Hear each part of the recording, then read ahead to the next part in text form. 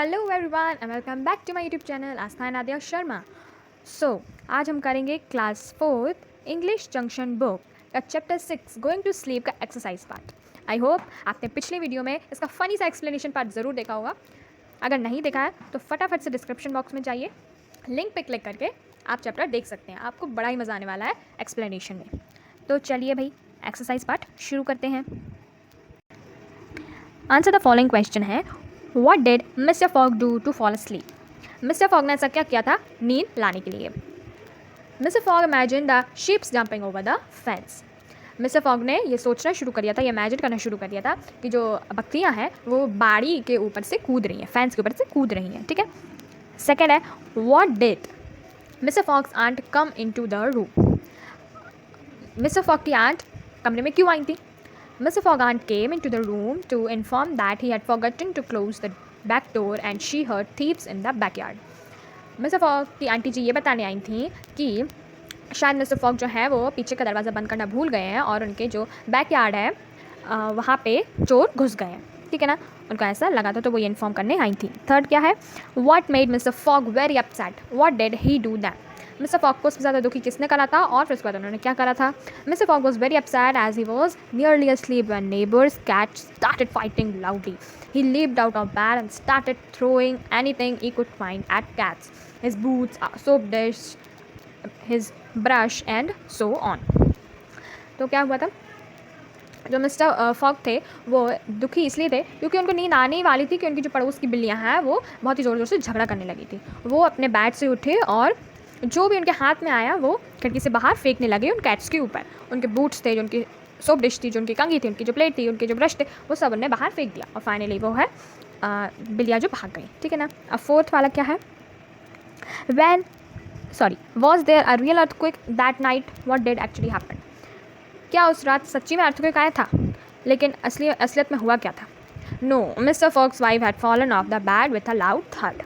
नहीं भाई, ऐसा रियल अर्थक्वेक कुछ नहीं आया था, वो आंटी जी को लगा था क्योंकि भाई जो उनकी पत्नी है मिसेस फॉग वो जो है बेड से नीचे गिर गई थी बहुत ही लाउड थड से। Fifth, how did mister fog finally fall asleep? What did he learn from his experience? Mister fog जो है वो फाइनली कब सोए, उन्होंने अपने इस एक्सपीरियंस से क्या सीखा? Mr. Fogg grabbed a pillow and went to the sofa in the sitting room and lay down there. He learned that counting sheep could not help anyone sleep. अब जब मिस्टर फॉग उठ के चले गए थे अपने कमरे से तो उन्होंने अपना पिलो लिया और बैठक वाले कमरे में के जो सोफ़ा में अपना तकिया रखा और सो गए। नेक्स्ट मॉर्निंग उन्होंने ये एक्सपीरियंस करा और उन्होंने ये सीखा कि शीप्स गिनने से कभी किसी को नींद नहीं आने वाली। ठीक है ना, जब शांति होगी घर में तो अपने आप ही नींद आ जाएगी। तो ये सब उन्होंने सीखा और ये हुए हमारे क्वेश्चन आंसर समाप्त। Turn your page. इसके बाद आएगा हमारा ट्रू फॉल्स। ठीक है, तो यहाँ पे ट्रू के लिए टी टिक करना है और जो सही नहीं मतलब फॉल्स है उसके लिए नॉट ट्रू मतलब कि एन टी टिक करना है। ठीक है ना। First, mister Fog tried very hard to fall asleep. Mister Fog ने बहुत कोशिश की थी सोने की, ये तो भाई सत्य है, ट्रू लिख दीजिए आप, वहाँ पे टी लिख दीजिए। ठीक है। फिर सेकंड क्या है, mister Fog went down to check and found the back door wide open. Not true. Mister Fog नीचे तो गए थे चेक करने के लिए लेकिन उन्होंने क्या पाया था, उनका जो गेट है वो टाइटली बंद था, खुला नहीं था। तो यहाँ पे ये जो सेंटेंस है ये गलत लिखा है इसलिए हम नॉट ट्रू कर देंगे। थर्ड क्या है, the neighbour's cow started moving when mister Fog was almost asleep. Not true. या पड़ोसियों की काऊ आवाज़ करने लगी थी, नहीं, बिल्लियाँ लड़ने लगी थी। तो ये सेंटेंस जो है वो गलत है इसलिए यहाँ पे जो होगा नॉट ट्रू होगा। ठीक है। Fourth, Mrs fog rolled out of bed and fell on the ground with a loud sound. True. Mrs fog जो थी वो बेड से गिर गई और उनके गिरने से है बहुत ही ज़्यादा शोर हुआ, तो यहाँ पे ट्रू होगा। फिफ्थ क्या है, mister Fog was sure that counting sheep helped in getting good sleep. False, not true. Mister Fog को लास्ट में क्या ये मालूम चला था कि जो काउंटिंग स्लीप है, शीप है, वो हमें सोने में मदद करेगी? नहीं, वो हमें मदद नहीं करेगी। यहाँ पे जो है ये सेंटेंस जो है वो गलत है। ठीक है, इसलिए नॉट ट्रू।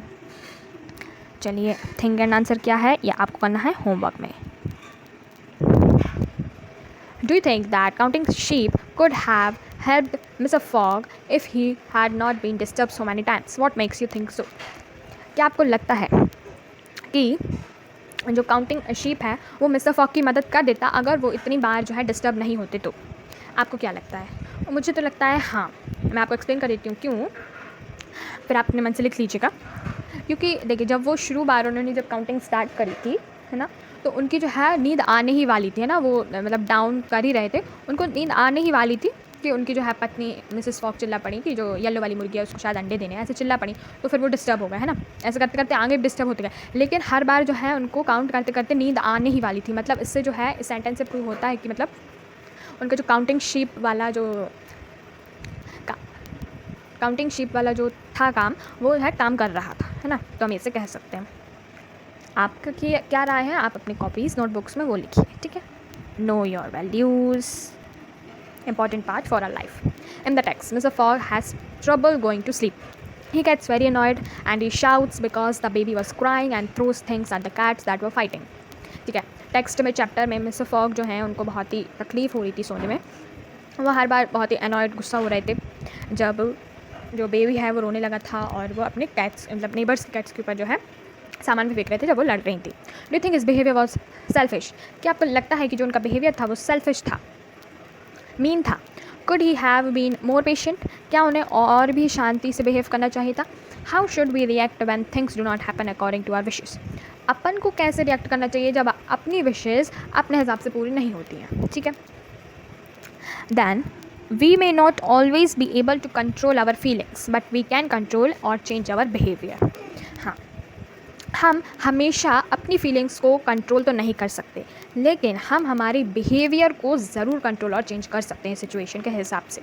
तो जब हम अपने बिहेवियर को कंट्रोल करना सीख जाए तब आप समझ जाइए कि आप मैच्योर्ड हैं, क्योंकि आप सिचुएशन के हिसाब से रिएक्ट करना सीख गए, है ना।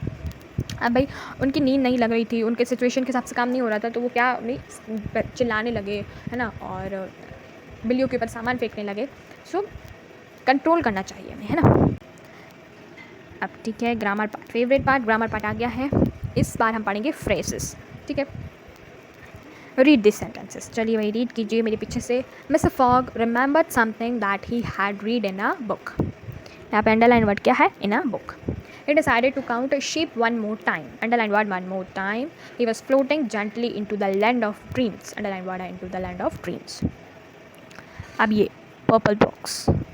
The groups of words in a color are phrases. A phrase is a group of related words that do not have a verb. अभी जो कलर में जो सेंटेंस लिखे थे उनको हम क्या कहते हैं? फ्रेजेस। फ्रेजेस क्या होते हैं भाई? एक्चुअली में होते हैं कि ग्रुप ऑफ वर्ड्स होते हैं जिसमें जो है वर्ब नहीं होती, वर्ब माने क्रिया नहीं होती है उसमें, ठीक है ना। They make sense but not complete sense. अब देखिए भाई, सेंस बनाते हैं लेकिन पूरा नहीं बनाते हैं, उससे हमें कुछ मीनिंग समझ में आती है उन ग्रुप ऑफ वर्ड से, लेकिन जो है जब तक वो सेंटेंस में लग नहीं जाते तब तक हमें नहीं कह सकते कि ये किस बारे में बात कर रहे हैं। So they can form a part of a sentence but can not stand alone. तो हम इस लाइन से ये कह सकते हैं कि वो किसी भी सेंटेंस का पार्ट तो हो सकते हैं, लेकिन जब वो अकेले इस्तेमाल किए जाएंगे ना तो हमें समझ में नहीं आने वाला कि वो जो सेंटेंस है वो क्या कह रहा है, क्योंकि वो फ्रेज़ है, ठीक है ना। चलिए, आई होप आपको फ्रेज़ समझ में आया होगा। इससे रिलेटेड एक्सरसाइज करते हैं, ठीक है। Tick the correct box to mark these groups of words as phrases और सेंटेंसेस। फर्स्ट वाला दिया है the postman brings our letters. तो भाई ये फ्रेज है या सेंटेंस है, आपको टिक करना है। ये ऑलरेडी डन है तो इसमें है सेंटेंस पे टिक। इन द आफ्टरनून, दोपहर में। अब ये है फ्रेज, क्यों भाई? क्योंकि हमें ये कुछ पर्टिकुलर चीज़ मतलब कि बता नहीं रहा है, बस दोपहर में बोल रहा है। दोपहर में क्या भाई, हमें तो कुछ मालूम ही नहीं है, तो इसको हम फ्रेज़ कह सकते, क्योंकि ये आधा अधूरा है। मीनिंग तो निकल रही है लेकिन क्या बोलना चाह रहा है सेंटेंस हमें समझ में नहीं आ रहा है, इसलिए हम इसको क्या कहेंगे? फ्रेज़, ठीक है ना। Just a second. Okay, she wakes up early in the morning. हाँ भाई, ये सेंटेंस हो सकता है। क्यों हो सकता है? क्योंकि ये पूरा बता रहा है कि वो लड़की जो है मॉर्निंग में जल्दी उठती है, ठीक है ना। फोर्थ क्या है? माई ओल्ड स्कूल फ्रेंड, मेरा पुराने स्कूल का दोस्त। इसको हम फ्रेज़ कहेंगे, क्योंकि मेरे पुराने स्कूल का दोस्त मतलब क्या, मुझे मिला, उसने मुझसे बात करी, उससे मुझसे झगड़ा किया। इसके आगे हमें कुछ नहीं बताया कि वो हमें कहाँ मिला, सिर्फ बताया कि मेरे पुराने स्कूल का दोस्त। उससे हम कोई मीनिंग नहीं निकाल सकते, राइट। तो इसको हम क्या कहेंगे भाई? फ्रेज़। सॉरी, गलत जगह टिक लग रहा है, वो इसलिए क्योंकि मैं मोबाइल से कर रही हूँ। चलिए, फिफ्थ है इन अ ब्लू साड़ी, नीली साड़ी में। ये भी वही फ्रेज़ है, इससे हमें कुछ मतलब समझ में तो आ रहा है कि नीली साड़ी में, लेकिन क्या नीली साड़ी में, लड़की लड़का, है ना, तो ये वेल डिफाइंड नहीं है, इसलिए फ्रेज़। चलिए, we played ludo for many hours, ये हो सकता है सेंटेंस, क्योंकि इसमें बताया, पूरी इन्फॉर्मेशन दी है कि जो हमने लूडो है बहुत घंटों तक खेला, तो ये है sentence. The girls in my class, लड़कियाँ मेरी क्लास में, क्या मेरी क्लास में, ये तो कंप्लीट है ही नहीं। लड़कियाँ मेरी क्लास में स्टाइल मारती हैं, लड़कियाँ मेरी क्लास में झगड़ा करती हैं, ये तो कुछ मतलब आगे नहीं बताया, इसलिए हम इसको फ्रेज़ कहेंगे। द कैपिटल ऑफ इंडिया, ये भी फ्रेज़ है। फ्रेज़ क्यों है, क्योंकि बस बताया द कैपिटल ऑफ इंडिया, अगर इसके आगे इस दिल्ली लिख देते तो फिर हम कह सकते थे कि हाँ कि ये सेंटेंस है, कंप्लीट सेंटेंस है कि भारत की राजधानी दिल्ली है, लेकिन द कैपिटल ऑफ इंडिया बस, तो ये इससे हम कुछ नहीं कह सकते ना, ये फ्रेज़ हुआ। तो चलिए, आई होप आपको समझ में आया होगा ये exercise. Now read this sentences again, ठीक है। अब हम नाउन फ्रेजेस पढ़ेंगे, ठीक है ना। I think the yellow hen wants to lay eggs, underline word क्या है, द येलो हैन, ठीक है ना। अब सेकंड क्या है, he nearly fell asleep when the neighbor's cat started fighting loudly, underline word क्या है, द नेबर्स कैट्स। अब ब्लू डब्बा पढ़िए, the groups of words in colour are noun phrases, अब इसको हम कहेंगे जो है नाउन फ्रेजेस। ये वाले जो थे, ये पुराने जो थे, ये थे फ्रेजेस, ये एक दो,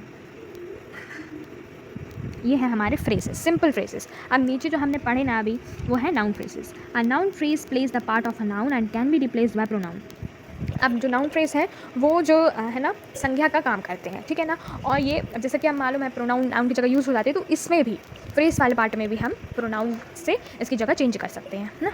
इन the sentence we can use it to replace the yellow हैन।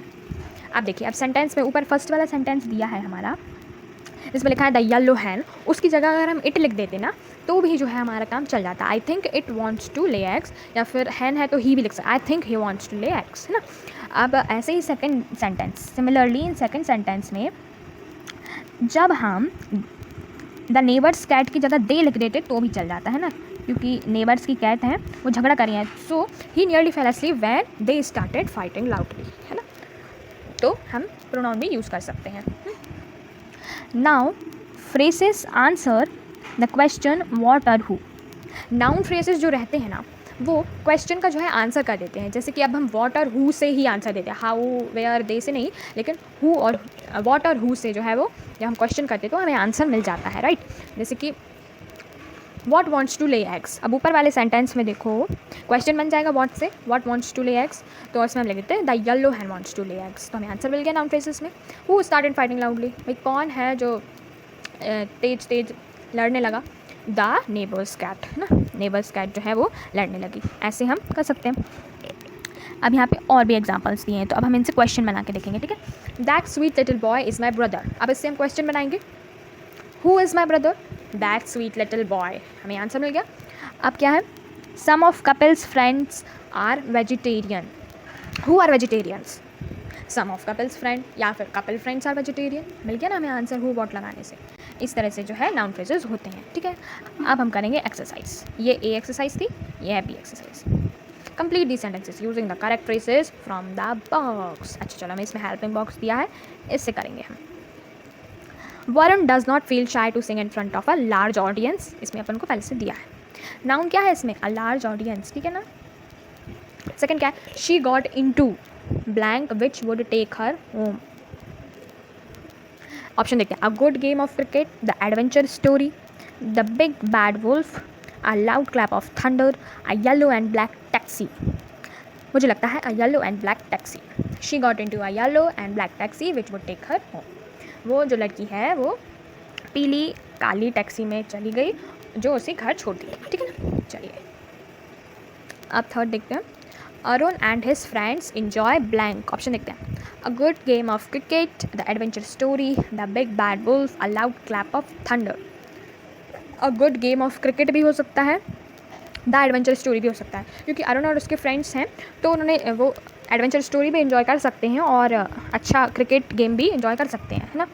तो इसमें हम दोनों ले सकते हैं अपने सेंटेंस में लिखने के लिए। फोर्थ क्या है, I felt scared when I heard, मैं डर गया जब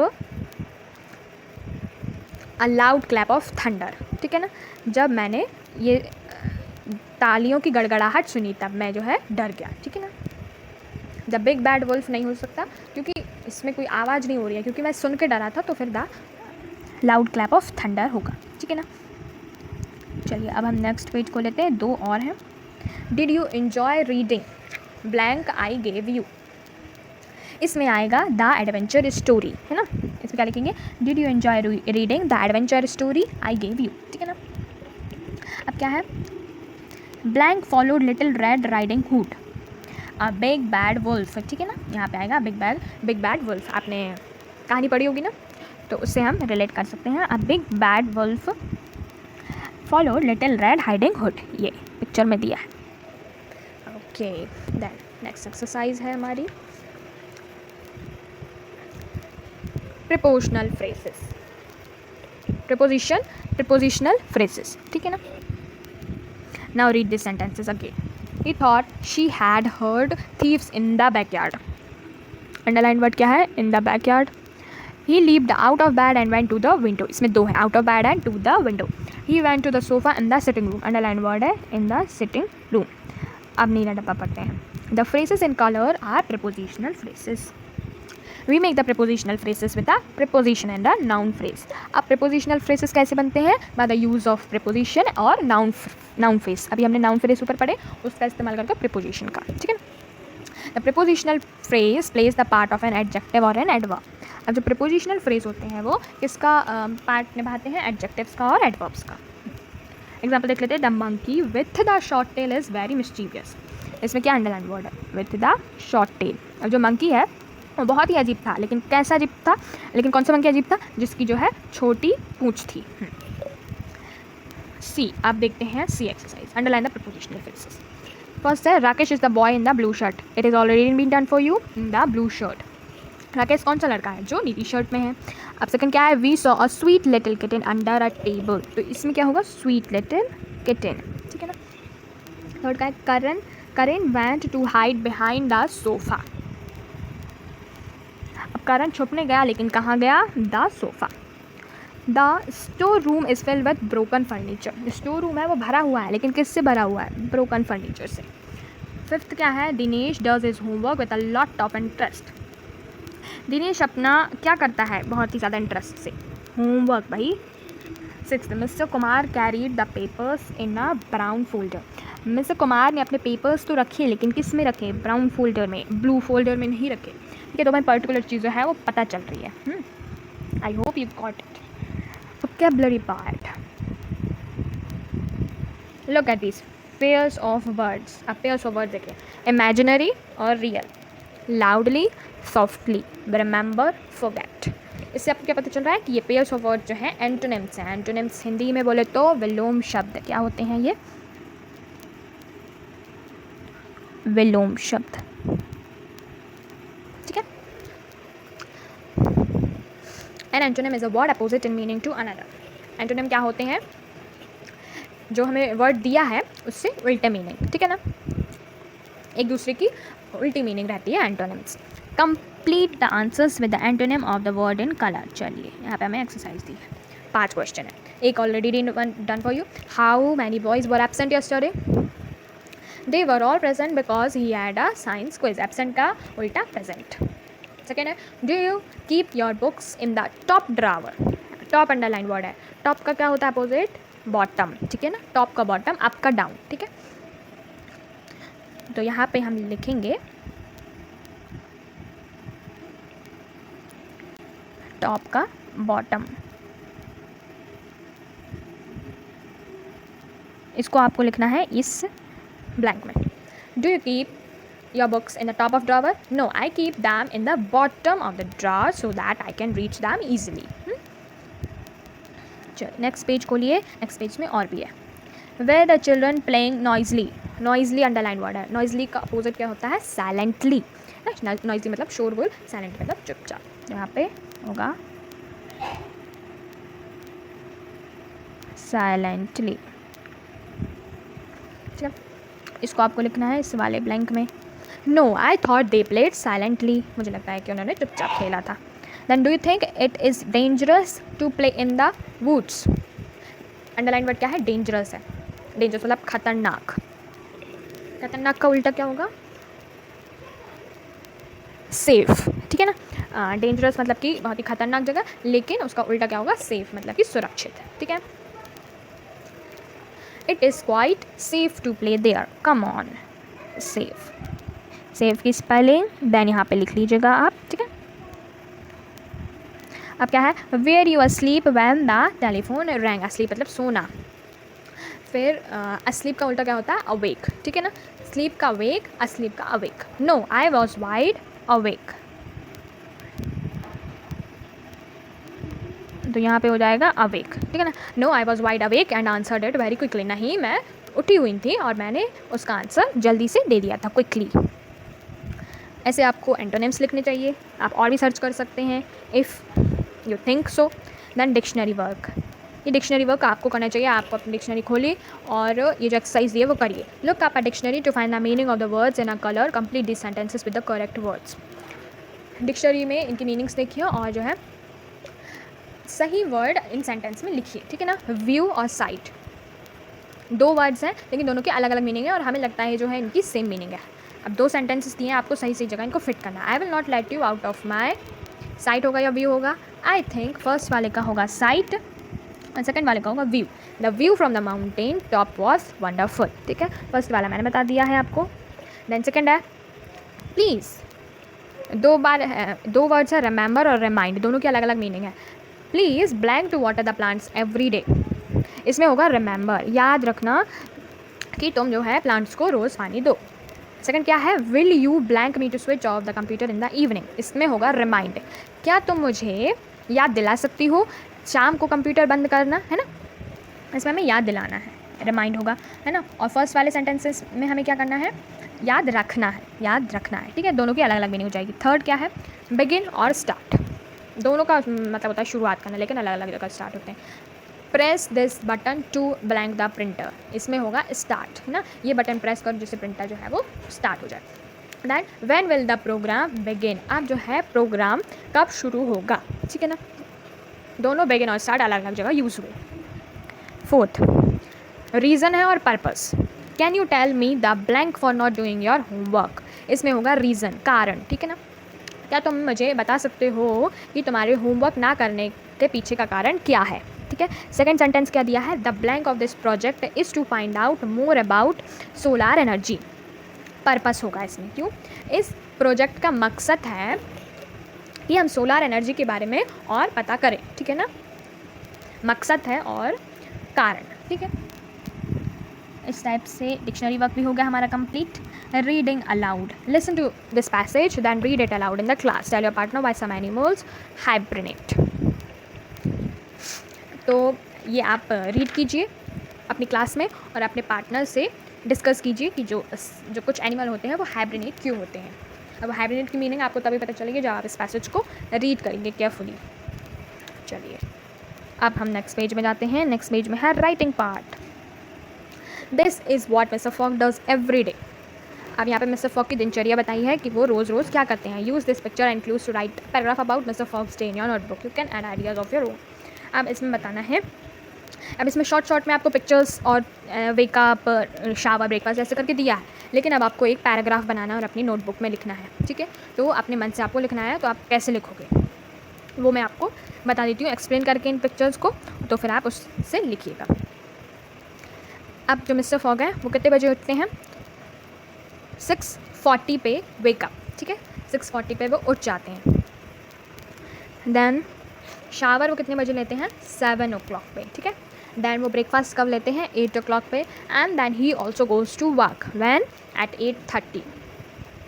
then when he comes home at evening 6 o'clock, ठीक है। उनका डिनर कब होता है, एट 8 o'clock, यूजुअली लिख सकते हैं हम, usually 8 o'clock।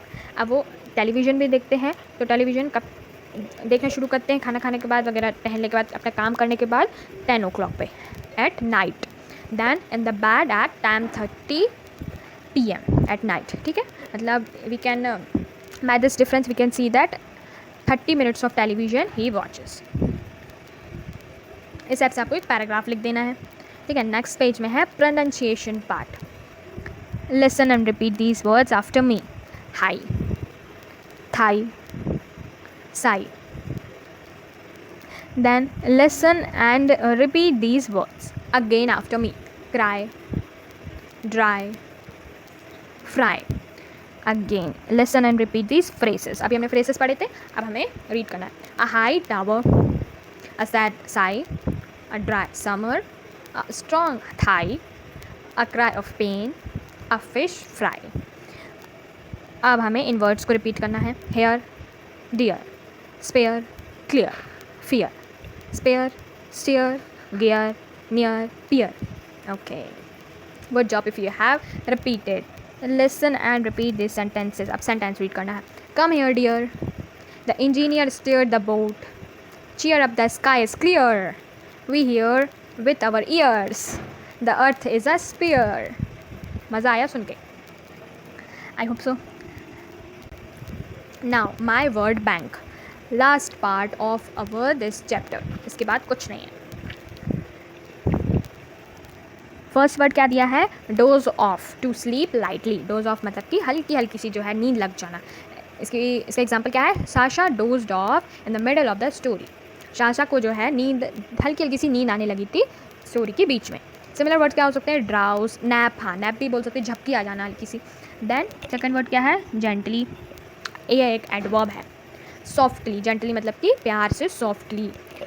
Then example, she tiptoed gently across the room so that the baby wouldn't wake up. Tiptoed मतलब क्या होता है? चलना, ठीक है ना. एकदम टिप टिप करके हम धीरे धीरे चलते हैं ना, उसको हम बोलते हैं टिपटॉयड ना. तो जो वो लड़की शी थी, जो भी है वो धीरे से कमरे में गई ताकि जो बेबी है वो उठ ना जाए. इसका सिमिलर वर्ड क्या हो सकता है? माइल्डली, क्वाइटली, चुपचाप गई, है ना. माइल्डली धीरे से गई. Then leaped. लीप्ड एक वर्ब है. जम्प्ड ओवर और अक्रॉस समथिंग. लीप्ड मतलब होता है कि किसी के ऊपर से जंप कर जाना या फिर किसी के पार जंप करना. तो सयान लीप्ड अक्रॉस द पडल ऑन द रोड. अब पडल मतलब क्या होता है? रोड में बीच में जो पानी के छोटे छोटे गड्ढे हो जाते हैं बारिश होने से, या फिर पानी कोई गिरा देता है तो पडल, छोटे से गड्ढे हो जाते हैं पानी के. तो जो सयान था वो पडल को ऐसे लीप करके उसके ऊपर से जंप करके जो है चला गया. सिमिलर वर्ड क्या होता है? डांटेड और बाउंडेड. ट्रबल. ट्रबल एक वर्ब है. To disturb someone by asking them to do something. Trouble मतलब कि किसी को परेशान करना या किसी को डिस्टर्ब करना कि वो ये काम कर दे, है ना. I don't want to trouble Rakesh by asking him to help me with my homework. अब एग्जांपल दिया है कि मुझे राकेश को जो है ट्रबल नहीं करना है कि वो मेरी मदद कर दे मेरे होमवर्क में, है ना. ये कह के मुझे जो है राकेश को ट्रबल नहीं करना. सिमिलर वर्ड्स हैं एनॉय और बर्डन. बर्डन नहीं बनना है. अपसेट वर्ब है.